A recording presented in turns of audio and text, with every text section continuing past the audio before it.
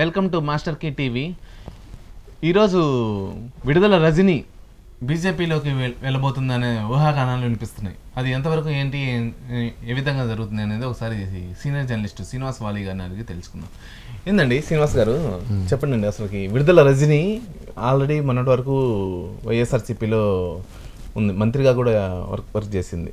So ఇప్పుడు ఏంటంటే బీజేపీలోకి వెళ్ళబోతుంది అనేది ఒక వినిపిస్తుంది సోషల్ మీడియాలో కావచ్చు. విడుదల రజని అనే ఆవిడ చాలా పాపులర్ అయ్యారు, తక్కువ టైంలో పాపులర్ కావడం, వైసీపీలో మొట్టమొదటిసారిగా ఎమ్మెల్యే అయ్యి మంత్రి కావడం, ఇవన్నీ కూడా తను అగ్రెసివ్గా ఉండేటువంటి పర్సన్ కాబట్టి.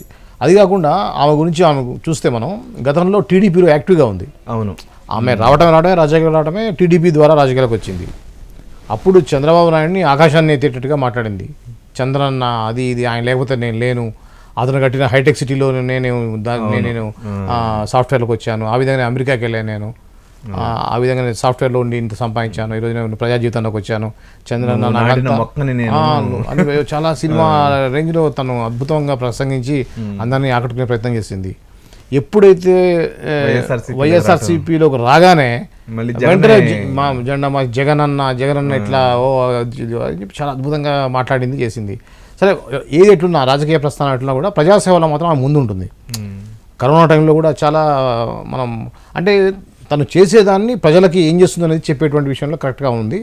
కరోనా టైంలో ఆమె తిరిగి మాస్క్ పెట్టుకొని మొత్తం ఊర్లో తిరగడం, అందరికి అన్నం ప్యాకెట్లు వేయడం, మంచినీళ్ళు పంచిపెట్టడం లాంటి కార్యక్రమాలు. చిలకలూరిపేట అంటే రజని అనేది ఎక్కువగా వినిపించింది. అవును, ఇప్పుడు చూస్తేనేమో బీజేపీలోకి వెళ్ళబోతుందని, టీడీపీలోకి వెళ్ళబోతుంది. ఆమె రాజకీయ ప్రస్థానం చూస్తే ఏంటంటే ఓడిపోయిన పార్టీలో ఉండదు అనిపిస్తుంది. ఎందుకంటే టీడీపీలో ఎప్పుడైతే టీడీపీ ఓడిపోతుంది అనుకుంది, వెంటనే వైసీపీలోకి వెళ్ళడం, వైసీపీలో ఎమ్మెల్యే టికెట్ తీసుకోవడం, వైసీపీలో సెకండ్ టర్మ్ మినిస్టర్గా చేసింది. అంటే 5 సంవత్సరాల్లో 2.5 ఇయర్స్ చేసినప్పుడు సెకండ్ 2.5 ఇయర్స్లో తను మినిస్టర్గా చేసింది. సో ఎప్పుడైతే పార్టీ ఓడిపోయిందో వెంటనే ఆమె వేరే పార్టీ వైపు చూడటం అనేది మనం చూస్తున్నాం. గతంలో ఇప్పుడు టీడీపీ నుంచి వచ్చింది కాబట్టి టీడీపీకి వెళ్ళే అవకాశం లేదు. ఇప్పుడు టీడీపీ మీదే ఓడిపోయింది కాబట్టి ఇమీడియట్గా రాణిస్తారు. కానీ బట్ ఏంటంటే టైం తీసుకుంటుంది, అంత ఆగేంత పరిస్థితి లేదా నాకు తెలిసి.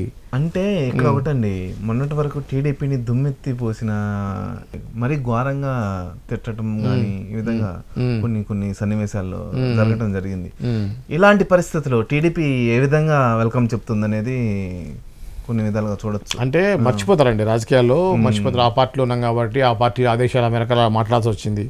ఇప్పుడు మీరు తీసుకోండి వంశీ విజయవాడ, అవును, వల్లభనేని వంశీ తీసుకుంటే క్లియర్గా ఎంత జగన్మోహన్ అంత వేస్ట్ క్యాండిడేట్ ఇంకోటి లేడు అని మాట్లాడినటువంటి వ్యక్తి దీంట్లో పార్టీ రాగానే చంద్రబాబు నాయుడు సేమ్ అదే స్క్రిప్ట్ పేరు మార్చి జస్ట్ పేరు జగన్ పేరు తీసేసి చంద్రబాబు నాయుడు పేరు పెట్టి అనేది మనం చూసాం. ఆ వీడియో పక్క చూసుకొని నవ్వుకుంటాం మనం. ఇంత రౌడీల ఇది అంత వేస్ట్, ఇది అంతా మొత్తం దొంగలు వేదవులు వైఎస్ఆర్సీపీలో అన్న వ్యక్తి కట్ చేసామంటే చంద్రబాబు నాయుడు వేస్ట్ క్యాండిడేట్ అని మాట్లాడుతున్నాడు. మొన్నటగా అదే విధంగా మాట్లాడాడు. సో ఈ రాజకీయాల్లో ఇవి అనేది అంటే కామన్ అయిపోయింది. ఇంకోటి ఏంటంటే ఇప్పుడు విడుదల రజని మరీ రోజాలాగానో వల్లభనేని వంశీలాగానో నానిలాగానో మాట్లాడలేదు, కూడా నానిలాగా మాట్లాడలేదు కదా. ఆమె మాట్లాడిందంటే సిద్ధాంతపరంగా మాట్లాడింది, ఆమె రాజకీయ పరంగా మాట్లాడింది, పార్టీ పరంగా ఎప్పుడు పర్సనల్లోకి వెళ్ళలేదు.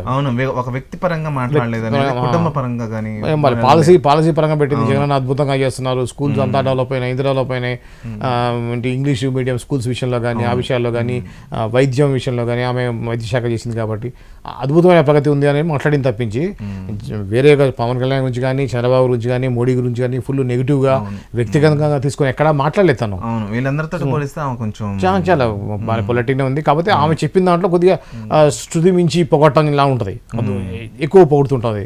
అంటే సో మీడియా అట్రాక్ట్ చేయాలను సో అట్లా మాట్లాడింది తప్పించి లేదు. ఇప్పుడు బీజేపీలోకి పోతుంటే కూడా ఆమె హ్యాపీగా వెల్కమ్ చెప్పే అవకాశం ఉంటుంది. బీజేపీ గురించి ఇప్పుడు నెగిటివ్గా మాట్లాడలేదు, బీజేపీ వద్దన్నా కూడా ఆమె దగ్గర పెద్ద కుంభకోణాలు కూడా ఏమి లేవు ఆమె దగ్గర. సో కాబట్టి ఇంకోటి బీజేపీ అనేది ఎక్స్పెక్ట్ చేయలేదు మంచి సీట్లు వచ్చేదానికి. అంటే ఇక్కడ ఇంకోటి చూడొచ్చు అండి, అంటే ఇప్పుడేమో విడుదల రజని, మొన్నటి వరకు ఏమో ఆర్కే రోజా గారు ఏదో 100 కోట్ల స్కామ్ చేసిన తర్వాత అంటే దీని నుంచి తప్పించుకోవడానికి బీజేపీలోకి వెళ్ళబోతున్నారు అనేది కొంచెం ఆశాకరణాలు అనిపించింది సోషల్ మీడియాలో. సో ఇప్పుడు చూస్తేనేమో విడుదల రజని అసలు వైఎస్ఆర్సీపీ పార్టీ పురోగతులు ఎలా ఉండబోతున్నాయి అనేది ఏ విధంగా చూడొచ్చు అసలు దీన్ని? అంటే ఇప్పుడు పుట్టగతులు ఐ మీన్ అదే అంటే ఫ్యూచర్ ఎలా ఉండబోతుంది, ఫ్యూచర్ ఎలా ఉండబోతుంది వైఎస్ఆర్సీపీకి? ఒకటండి, ఇప్పుడు పార్టీ ఓడిపోయిందంటే 5 సంవత్సరాల పాటు ఖాళీగా ఉండాలి, ప్రతిపక్షంలో కూడా కాదు, ఒక వైఎస్ఆర్సీపీ 11 సీట్లు ఉన్నటువంటి ఒక పార్టీలో ఉండాలి. అది కాకుండా వీళ్ళు ఆల్రెడీ అధికారంలో ఉన్నప్పుడు టీడీపీని కొద్దిగా చాలా రకాలుగా ఇబ్బంది పెట్టారు, వాళ్ళు తిరిగి ఇబ్బంది పెట్టే అవకాశం ఉంటుంది కాబట్టి ముందే హ్యాట్సప్ అనేసి గివ్ అప్ ఇచ్చేస్తే అయిపోతుంది కదా. సో అప్పుడు వాళ్ళు తగ్గుతుంది, వాళ్ళ నుంచి హెరాస్మెంట్ తగ్గుద్ది. వైసీపీ క్యాండిడేట్ అనే ముద్ర తీసేయడం వల్ల కొంత అడ్వాంటేజ్ ఉంటుంది. ఇంకోటి 5 సంవత్సరాలు మనం కూడా సాఫీగా నడుస్తుంది. ఇప్పుడు ఆ పార్టీలు కూడా ఆలోచిస్తాయి ఇట్లాంటి వాళ్ళని తీసుకునేటప్పుడు ఎంత మనకి యూజ్ ఉంటుంది, వీళ్ళ వల్ల ఒక సీట్ వస్తుందా, 2 సీట్లు వస్తాయా, ఎమ్మెల్యే క్యాండిడేట్ నెక్స్ట్ మనం అదే ప్లేస్లో ఎమ్మెల్యే నిలబెడితే బీజేపీ అనుకోండి, అదే చక్రపేట నుంచి ఎమ్మెల్యే నిలబెడితే గెలిచే పరిస్థితి ఉంటుంది.